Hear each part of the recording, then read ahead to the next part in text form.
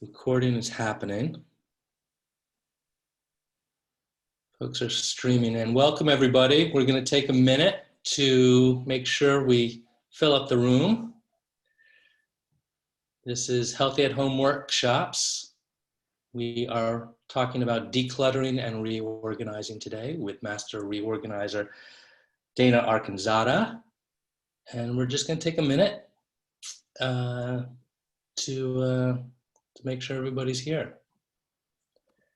So Dana, how is it in your neck of the woods in Berkeley? Are you? Today is good. Yeah, misty outside, but the air is clean and so better than it's been for sure. Yeah, absolutely. Yeah, same. I'm in San Francisco, so it's it's like night and day. Literally, I mean, the skies are not dark. You can go outside and breathe. It's daytime during the daytime now.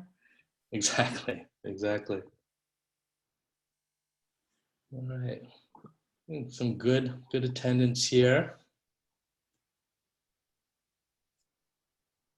Let's see, we've got somebody raising their hand. I'm going to promote to panelist. Hi, Joanne from Vivalon. Welcome.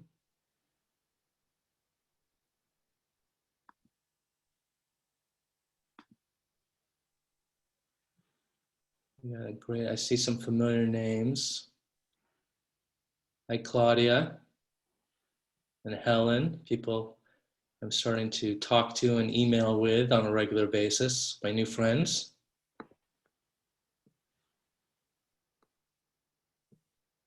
Okay, we'll just wait one more second and then we'll get going.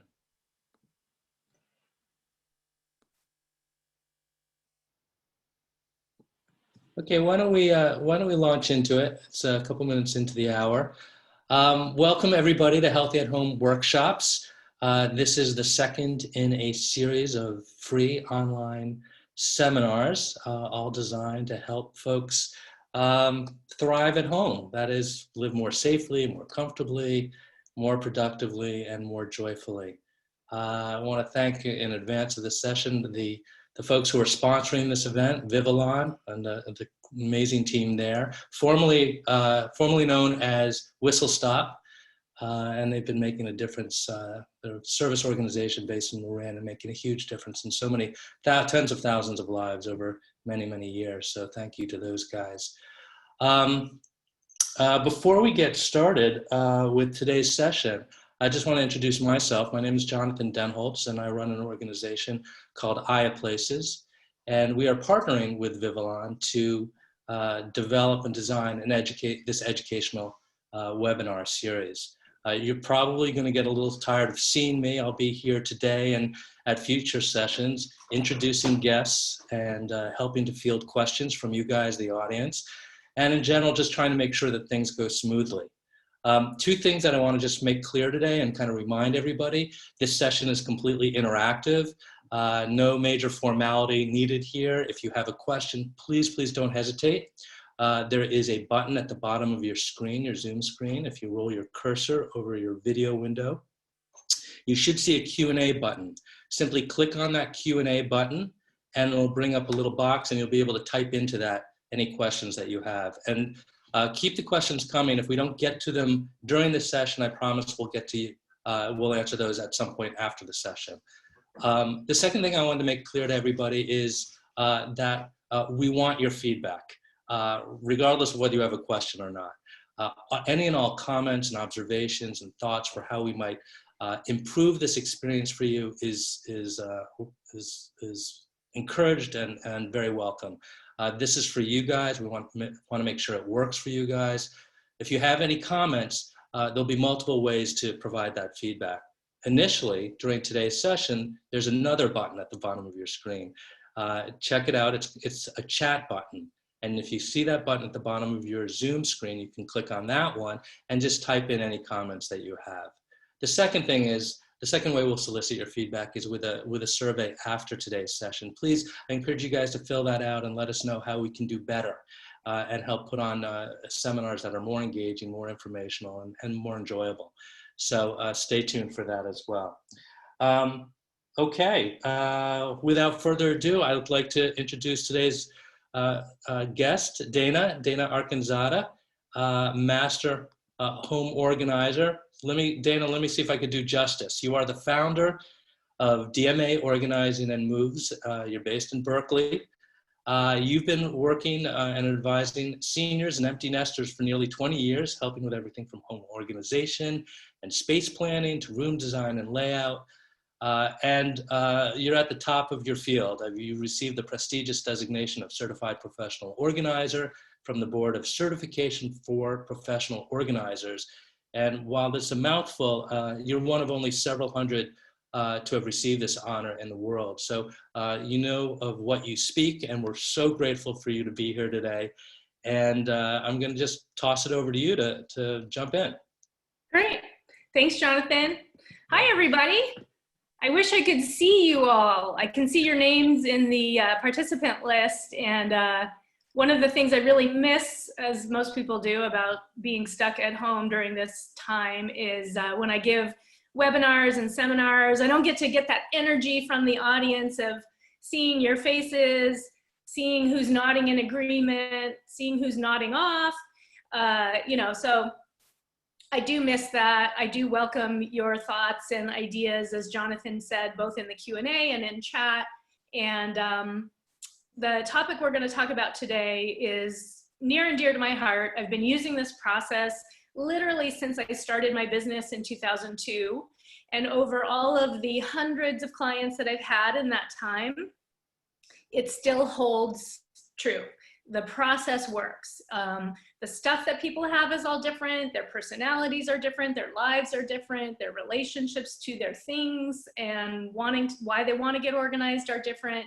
But regardless, I can use this process with them, and it works. So I'm excited to share it with you today. And like I said, there's going to be opportunity for questions sprinkled throughout the presentation. And one of the ways I want to try and make it a little bit interactive, since I can't ask you all just to raise your hands and get a sense of what's happening in the room, I do have a few different surveys worked into the presentation that are just for fun. It's just a way for me to get a sense of what's going on with you all, and I can adjust the presentation as needed based on your feedback. All right, so we are going to dive in here, assuming I can make all this work. Let me give it a try.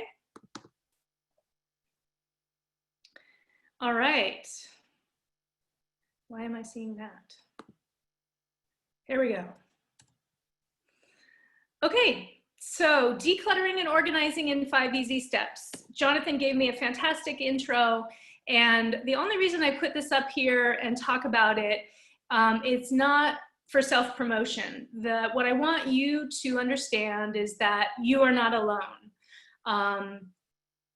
Over the course of being in this business, which I still love, and like I said, have worked with hundreds of people, there is no shame in feeling stuck about how to get organized. Absolutely. There's a lot of people who say, I know I should be able to do this myself. I really, it's not rocket science. There's a lot of books about it. And all those things are true. And it still is very hard to deal with our own stuff because we don't have objectivity around it. So I just want to reassure you that what I've learned through the course of being in business all this time and training my staff and seeing the breadth of people that we've seen is just to reassure you that this is a safe place for you to put out your challenges with no judgment coming back at you. Everybody has some form of challenge around their stuff at some point in their life, and that is just the nature of this beast. It's why I'm still in business. So welcome, and let's dive in. Okay, so let's jump in with a survey right away, and let me launch this for you. One of the things that I want to find out is kind of what area of your house do you find the most challenging to keep organized? Okay, so that should have popped up, and you can vote as you want, and I'm going to dive ahead, and when we get to our first Q&A, I'll sort of give you the results of that. Okay, so a lot of people say, where do I start? I don't even know where to begin. I know I want to get organized, and I'm overwhelmed. I don't even know how to go about it. And part of where people sometimes get stuck is they'll just kind of start piecemeal. You know, they'll do things either that are bothering them the most, but they get kind of bogged down and overwhelmed right away. They just really don't know how to go about that process of getting organized. When I very first started my business, I'm trying to advance, there we go, in 2002, this book, Organizing from the Inside Out, from Julie Morgenstern, was one of the first books I ever read.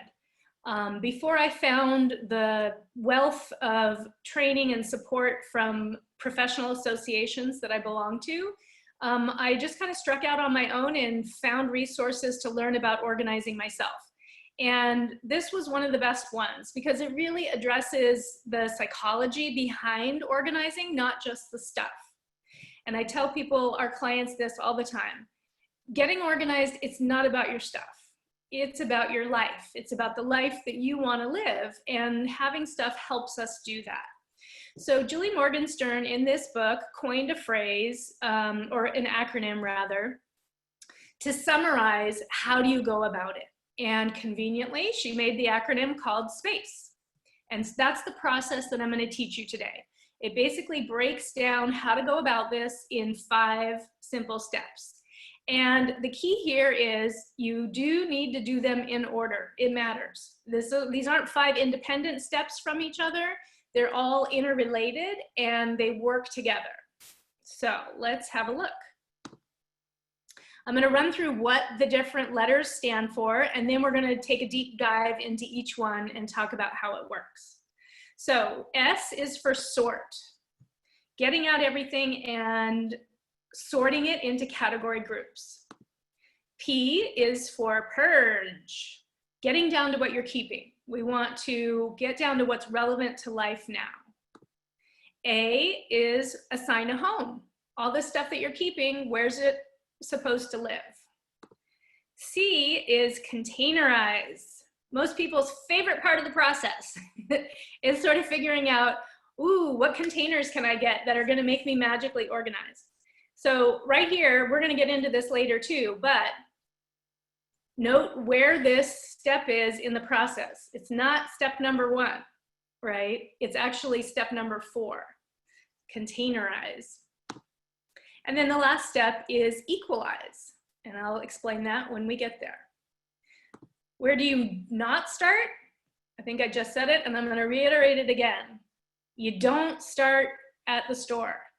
There's a tremendous pull to do that based on marketing. You know, we see these fantastic ads and magazines and TV shows that show these completely unrealistic houses with beautiful containers, and it lends us to believe that containers are the answer, the missing piece. And they can be a critical part of the process, but they are not a magic bullet, and you really have to buy smartly. So put away the credit card, get off Amazon, and let's deal with the stuff first. Okay, first step, sort. So this is an example of a utility closet. Like I said, the very first step, and this applies, one of the things I forgot to mention about her process. This applies whether you're trying to organize an entire house, a single drawer, a closet, one room. So you can apply this sort of at a very micro level or at a much bigger level. Wherever you choose to start, the very first thing, like let's pretend you want to clear out a cabinet. This stuff in this picture came from an actual client who had a utility cabinet in their laundry room and a set of drawers full of utility stuff inside the laundry room. And so that's the project that's shown here. So the very first step is get everything out of the space that you're trying to organize, whether or not it belongs there. That's part of the key. You just kind of need to start from scratch. It's much, much easier to repopulate a drawer, a closet, a cabinet, some shelves from the things that you have gotten down to what you're keeping and know how you're going to store them than it is to try and piecemeal organize stuff within their existing container, which again could be a closet, a drawer, a shelf, or a physical container. So sort, I like to find an open surface, cover it with something because it's going to get dirty typically, and get out everything. Don't worry about it. Sort it into category groups, okay? What you really want to do is put like items together. Friends with friends is one of my favorite expressions. You want to think about what are the different friend groups. And this is not about getting it exactly right and wrong. This is a really rough, quick, just how you think of things. What things do you think of are like? Okay, there's not right and wrong answers here. You just want to try and get things roughly into little category groups from what you are emptying.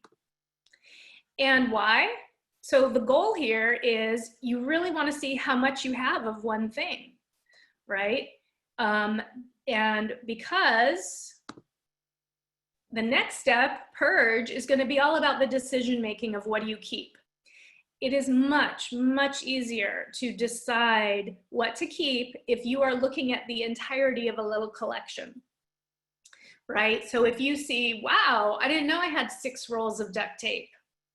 Okay, maybe I could get by with only 3 or 2 and release the rest out into the world for somebody else to use, given the fact that I use duct tape maybe once every 3 months at most. Right? So it's much easier to make those purging decisions in the context of seeing how much do you have of the little category group you've created, what's worn out, what doesn't stick anymore, what do you not care about, you know, even if it's perfectly good. So we'll talk about that in purging. But this is why sorting is a critical part of the first step. It lets you see what you have.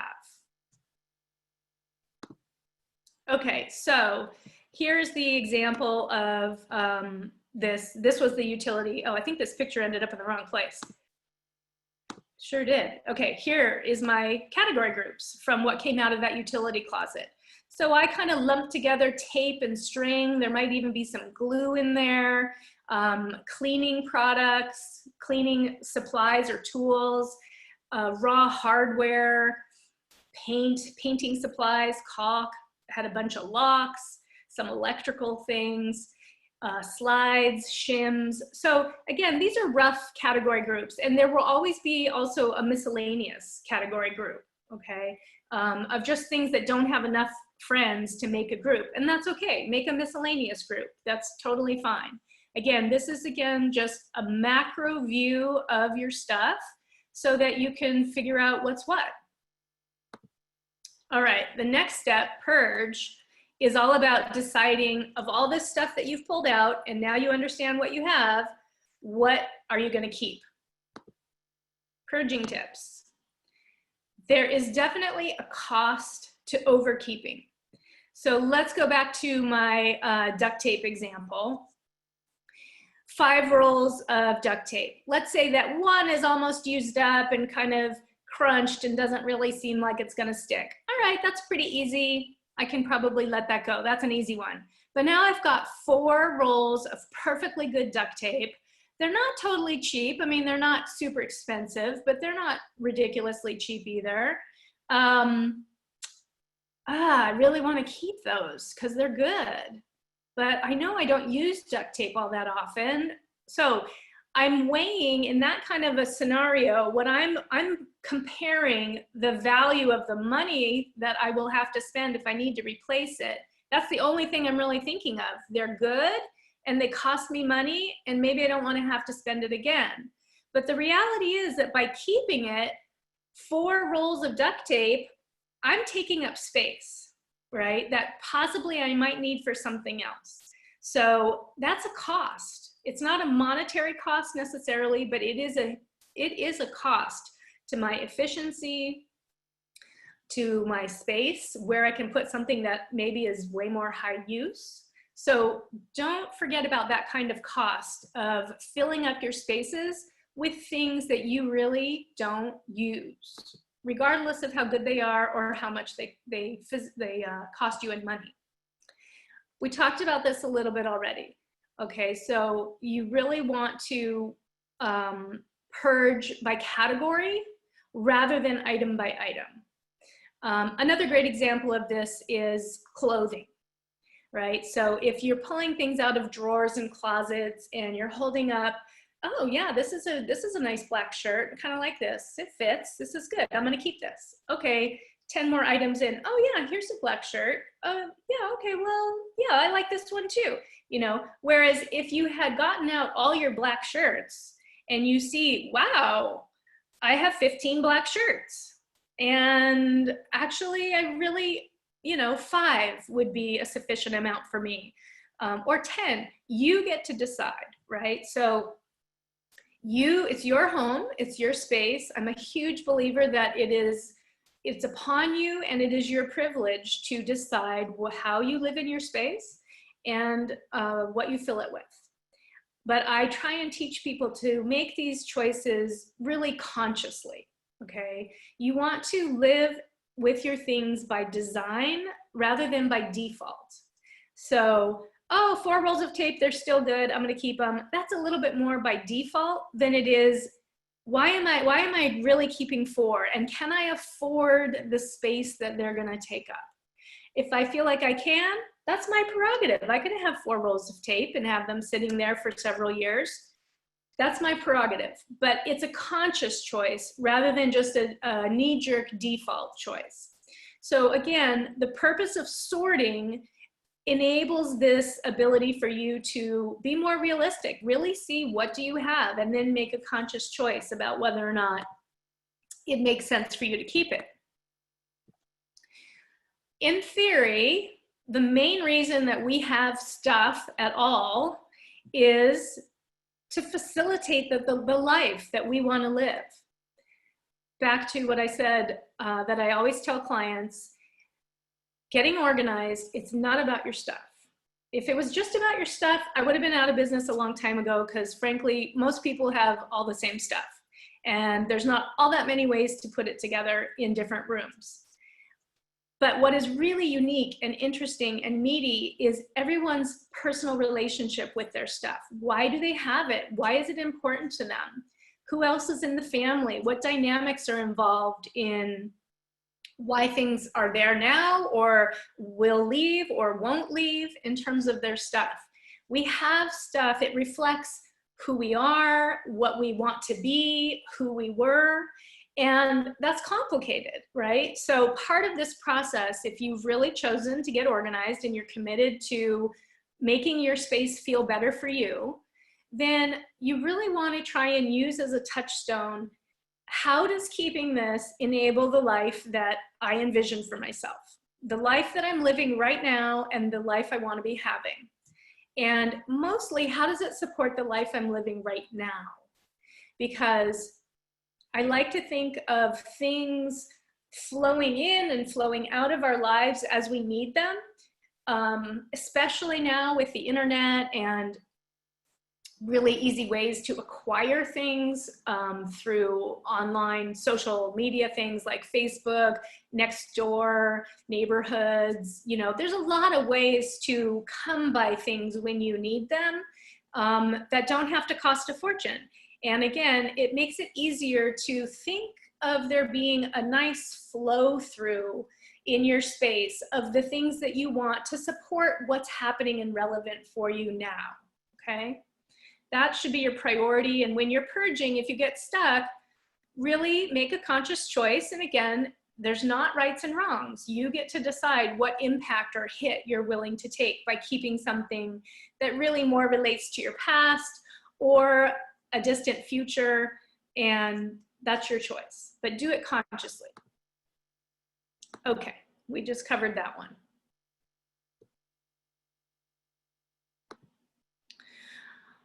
And here's a little food for thought. So flip the switch or flip your thinking. A lot of times the very first knee-jerk reaction to letting go of something is, but what if I'm gonna need it later? I don't want to let that go because what if I need it later? And you might, you very well might. I have purged things that I needed later. As a matter of fact, funny story, I don't know if you all know, there's a resource in the East Bay here called the East Bay Depot for Creative Reuse. And they take all manner of art supplies and office supplies and decor and random stuff that most thrift stores, you know, wouldn't take necessarily. And I was shopping in there one day and I saw, I don't even remember what the item was exactly, but I thought, oh, this is great, I need this. And I brought it home and it seemed familiar somehow. And I realized I had donated it. It was something I had taken out of my own house and donated there, and I ended up rebuying it later. Okay, so those things might happen, but really challenge yourself. Instead of just holding on tightly to, what if I throw it out and I might need it later? Really sit with the question of, what is the consequences going to be if you keep a whole bunch of stuff that you never end up using? Are you okay with that? And if you are, that's your choice. But again, these are some tricks to really making conscious choices about how you fill your very sacred, precious personal space, which is your home. All right. First break. I love the randomness of free clip art. I hope you all can see this woman's hairdo on the far left, because I think that's awesome. And I hope somebody in the audience right now has done up their hair like this for this anonymous webinar, because I think that's just hilarious. Okay, survey 2. First, before I send that out, I am going to review the survey 1 and check and see what questions have come in. It looks like we're pretty evenly split. 30% say garage and storage areas are their most challenging. Paperwork comes in equal to that. There's a tie between garage, storage, and paperwork. This is out of 23 people responding. We had a little bit of closets, a little bit of office, a little bit of living room and kids. So yeah, storage can be really challenging. And typically what makes storage challenging, and this is kind of true for paperwork too, is the amount of disparate items that are in those spaces.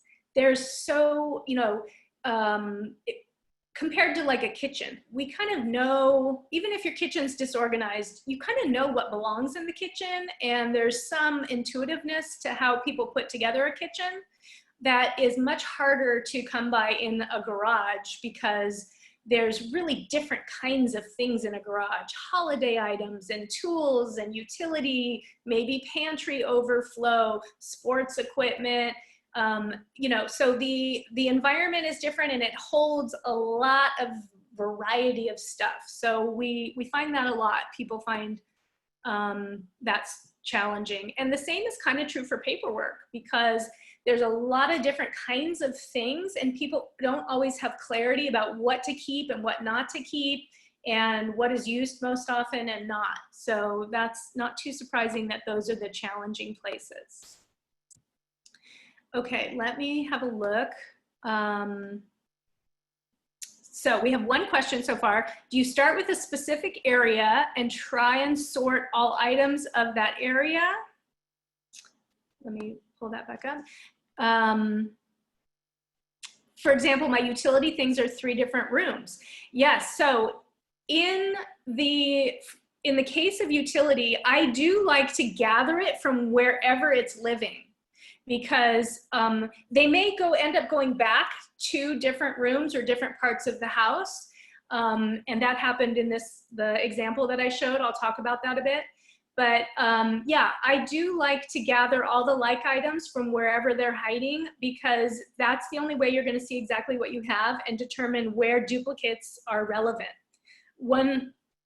An example of where duplicates are relevant is people who have a garage area, let's say, staying in this theme of utility items, that holds most of the tools and the heavier duty repair things, maybe like caulk and paint, but they really want to have things like felt sliders and a hammer and a screwdriver and a pair of pliers or a tape measure, some basic set in the house in a more convenient place where they can grab it. They don't want to have to go to the garage all the time. Another example where duplicates make sense are multi-level houses. So for example, if you have a home office upstairs but there's still paper management, life management that happens downstairs, often in the kitchen. It makes sense to have a small amount of supporting office supplies and whatnot in where the paper comes in and you first deal with it, but also up in the main office. All right, so anybody have any other questions? Feel free to pop them in there. And I'm gonna go ahead and launch our second poll. Let's see. Okay, purging. What part of purging is hardest for you? Scoot this out of the way. And let's keep going. All right, so you've sorted, you've purged. That means you're down to what you're keeping. And now it's time to figure out, all right, of what I'm keeping, where is it gonna live, okay? So the first step is to literally think about what room should it live in. And again, I touched on this with talking about duplications. You want to think about where does it make sense? Where does this used, right? So there's kind of a series of questions that you can go through to figure out where should this live. And one of the first things to think about is what activity does this support? Is it related to cooking? Is it related to paper management? Is it related to getting kids off to school? Sports, utility or tools, pet care, right? So again, back to this idea, the foundation of you have stuff to support your life. Obviously, this does not include things like memorabilia and keepsakes and decor.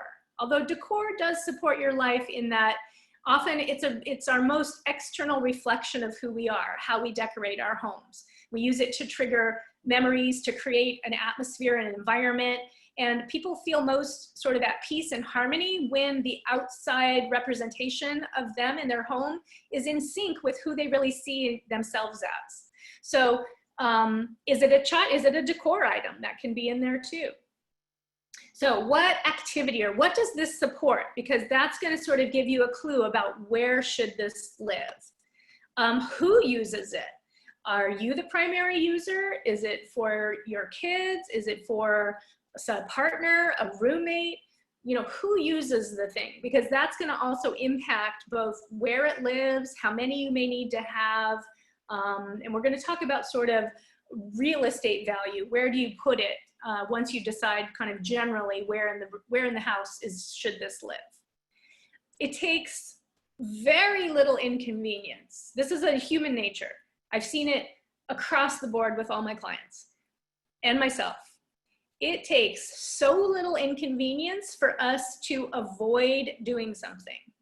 And that can be as simple as being behind a closed door versus having something out in the open. Having one of those, like, a lot of older homes in the Bay Area have the built-in dining room buffet. And those wood drawers, they always stick. They're heavy, they're hard to open, they don't slide well. That's an inconvenience. And I have found many times where people avoid putting things in there, or the stuff that is in there has gone there to die because they just can't get the drawer open easily. So you really want to think about creating, when you're assigning homes for things, you really want to be conscious about making it easy to use. And sometimes your idea of convenient and easy to use does not match the person who actually uses that item's idea of easy to use and convenient. So you need to take other people into account if you have to share space with people. Okay, and then the last thing to think about is frequency of use. Is this a high use item or a low use item? Another concept that I use all the time, so we have our keep like items together, and then also real estate value. Because we avoid things that are inconvenient, any of the areas of the home that are very easy to reach and convenient are extremely high value real estate. They're very high value real estate. You want to make sure that you're making items live there because they are high use items. You don't want to crowd up high value real estate with low use items. They should live in a space that is less accessible or less convenient. Hopefully that makes some sense. This is where I look for nods in the audience. Okay, so an appropriate location is based on the answers. You have to be a bit of a detective. You know, you got to put on your thinking cap and get out your thinking pipe, and you really want to think about it. And again, it takes commitment to really transform your home or a space and create space that is organized by design instead of things put places just because they happen to fit there or you ran out of steam. Okay, so it takes a commitment. You need to apply some thought and choose your locations smartly. Okay, the next step is containerize. So here we are, 4 steps into the process, and you finally get to go shopping. And why?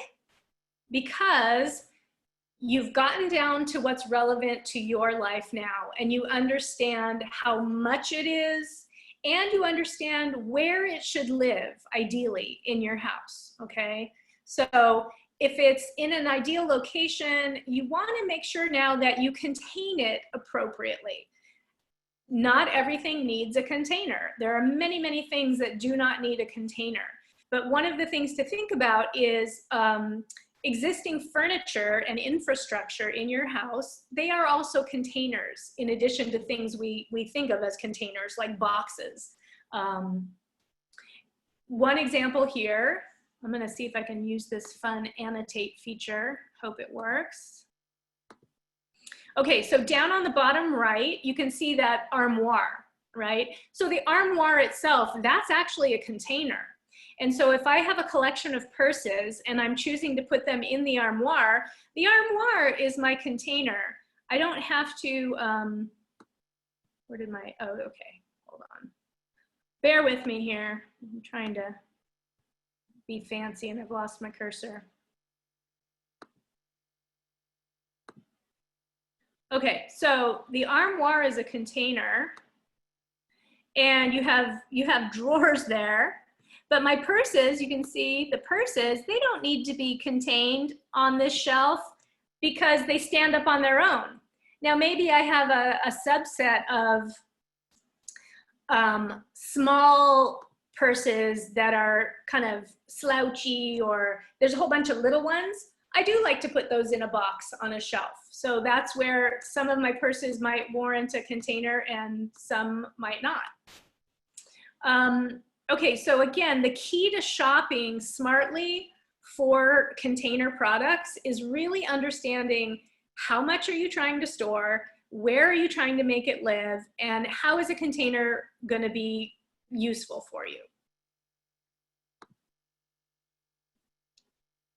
Okay, for some reason I have, there we go.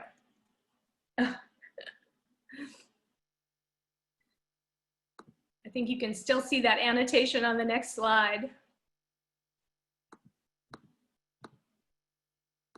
Okay, so you want to select containers that are appropriate for the volume and location. Here's another great example. A box of memorabilia, postcards, photographs, whatever. Let's say that you were clearing out a closet and they used to be taking up kind of a prime location of the closet, maybe a central shelf, or the floor of the closet where you really need that space for your shoes instead. So we want to get that memorabilia either up high or in a less prime location. Let's pretend that this picture of this armoire closet thing is yours. Well, those upper shelves would be ideal to put memorabilia because it's a low use item. You just have it, you're going to keep it. You're not going to do a big sort of it right now. You just kind of want to store it in a more appropriate place. If those photos and items were in a big tub, it would not be appropriate to put that tub way up high. It's heavy, it probably won't fit. It might even be dangerous for you to get in and out. So if this is a case where it would be appropriate to split up the collection across multiple containers. You don't even have to organize them at this point, just contain them differently so that you can get this group of memorabilia into an appropriate location, freeing up real estate, more valuable real estate for the things that you need for your active life.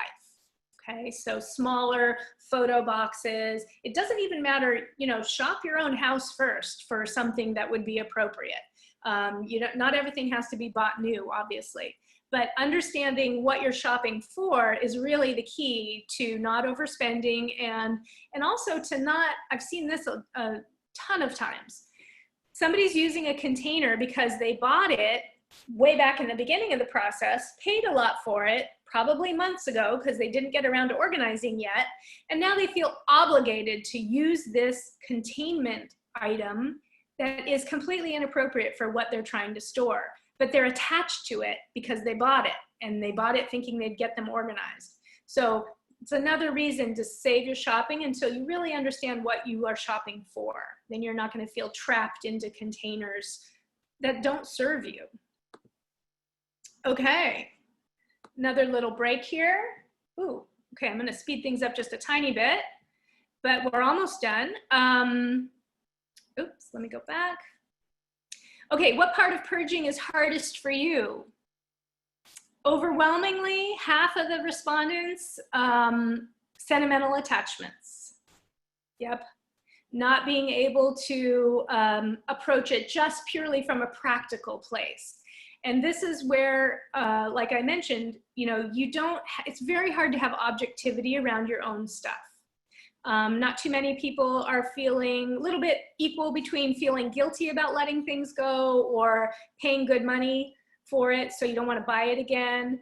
After sentimental attachments, it looks like not knowing what to do with them. Where do you take them? I want to get rid of them, but I don't want them to just go into landfill.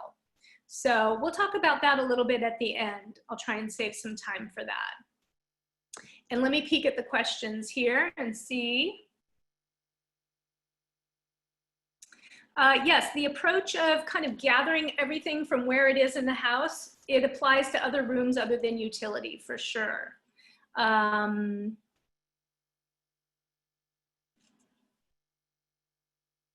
We've got about some sentimental attachments.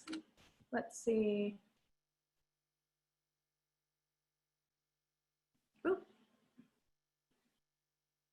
Bear with me here. I want to pick out some questions that apply to most people.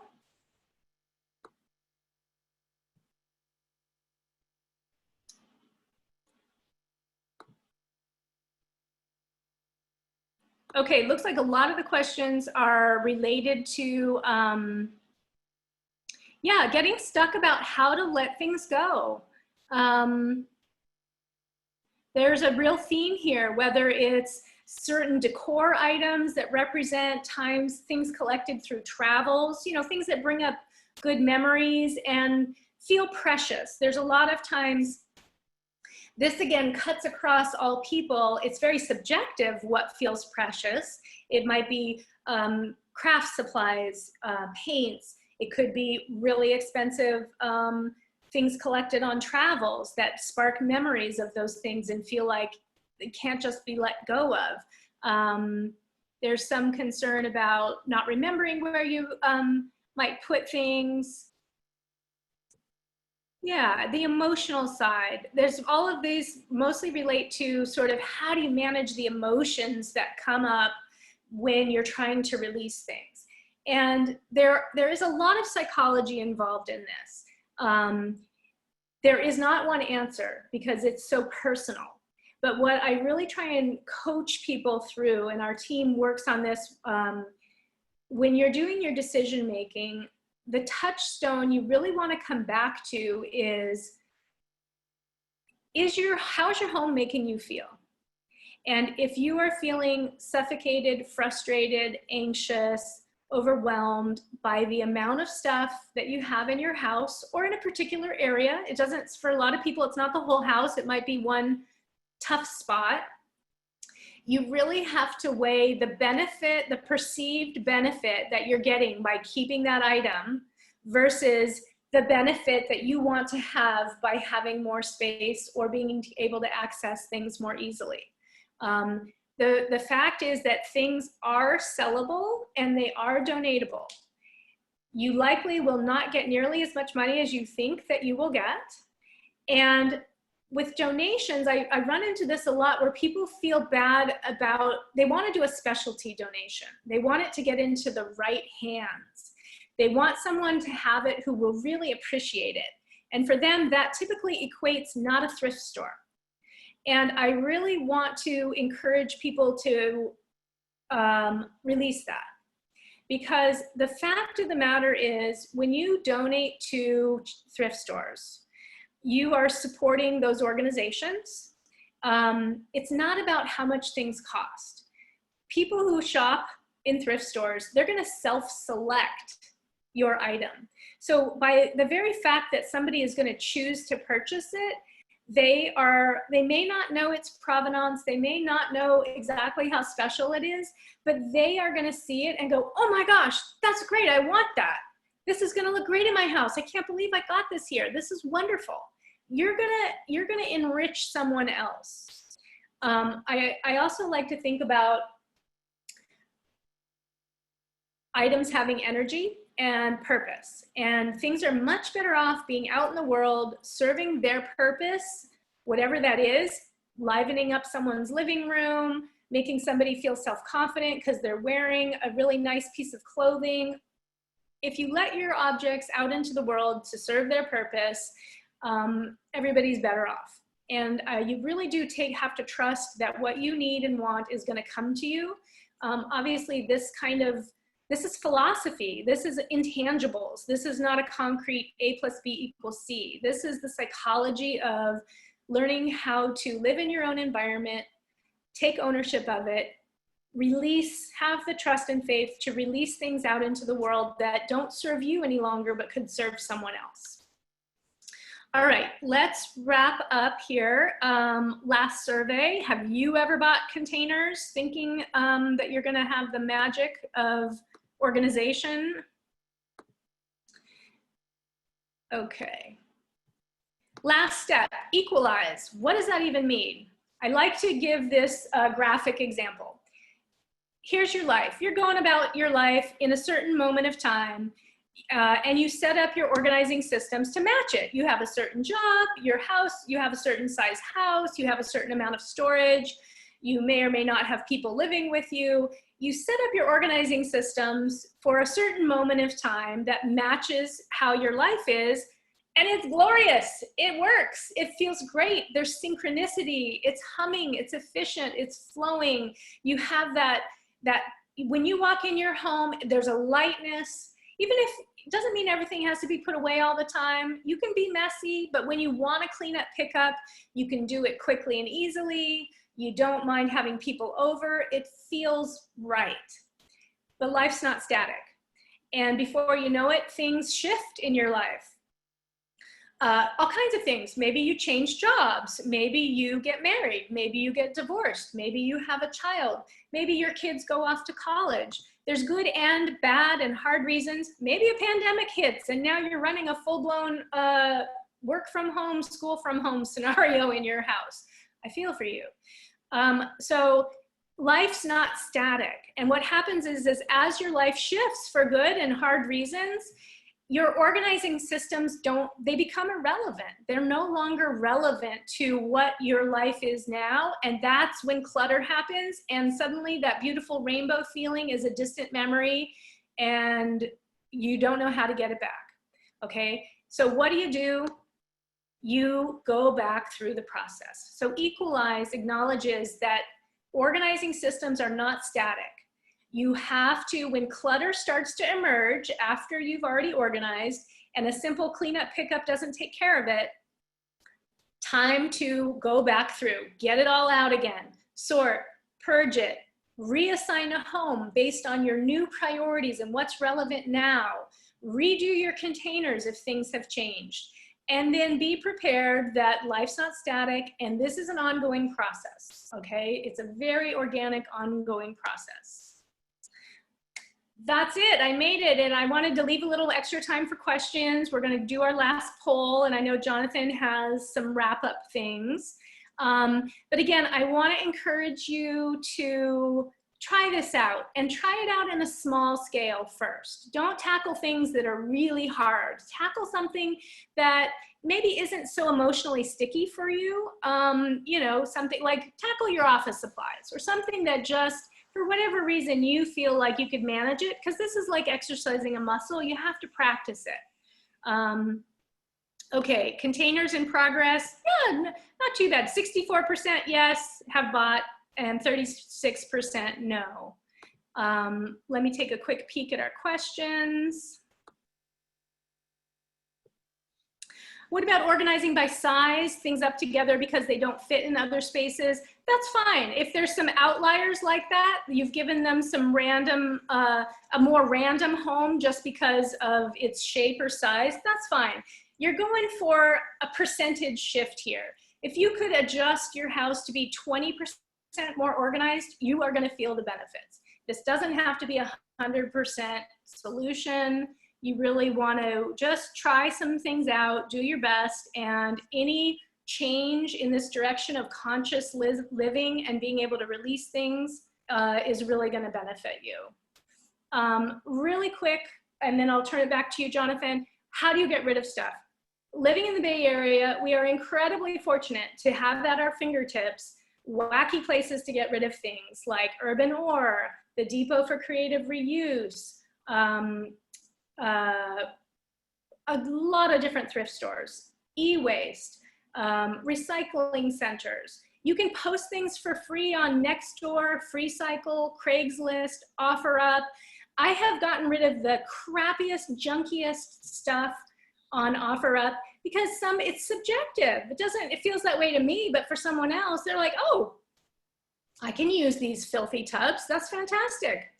They're going to clean them up or I don't know what they're going to do with it, and I don't care as long as it doesn't go into landfill. So get it out into the world. There are lots of ways to get things out, and lots of resources on that. Okay, Jonathan.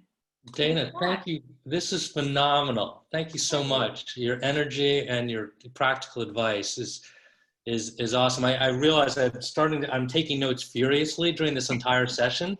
And then it occurred to me, we're recording this session.